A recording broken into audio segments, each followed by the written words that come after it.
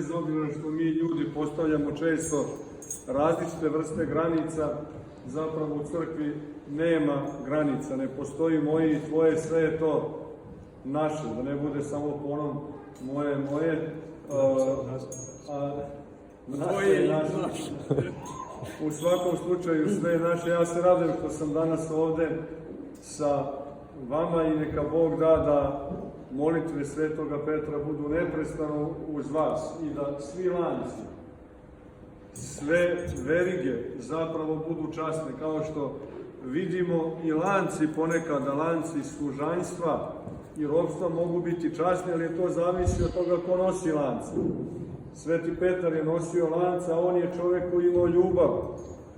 Nema ni jedan drugi znak koji mi kao hrišćani možemo imati kao bolji, veći, ispravniji znak od znaka ljubavi. Po tome će nas poznati ljudi da smo Hristovi ako ljubimo jedni druge. A šta je to ljubav? Pa ljubav je da budemo spremni da primamo jedan drugoga onakim kakav on jeste, da ne sudimo.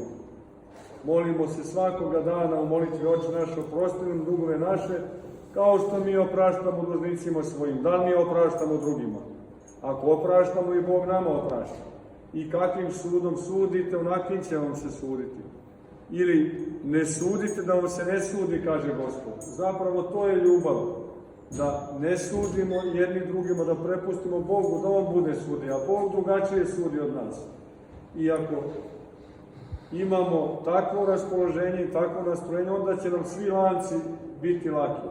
Ako smo okovani lancima ljubavi, sve ostalo i svi drugi onda obruči oko nas se kidaju, padaju i spadaju. Kad bi Gospod dao da kao što ste i do sada tu i takvu ljubav trudili se da pokazujete, ne samo ovde, negde god, da idete, da napredujete, rastete u toj ljubavi, a sigurni smo da će vas onda Gospod stostruko ne nagraditi, nego obasuti mnogim darovima, pre svega tom istom ljubavlju, koja je zapravo jedini garant našega postojanja. Živeli i neka vas Gospod čuva na mnogo leto.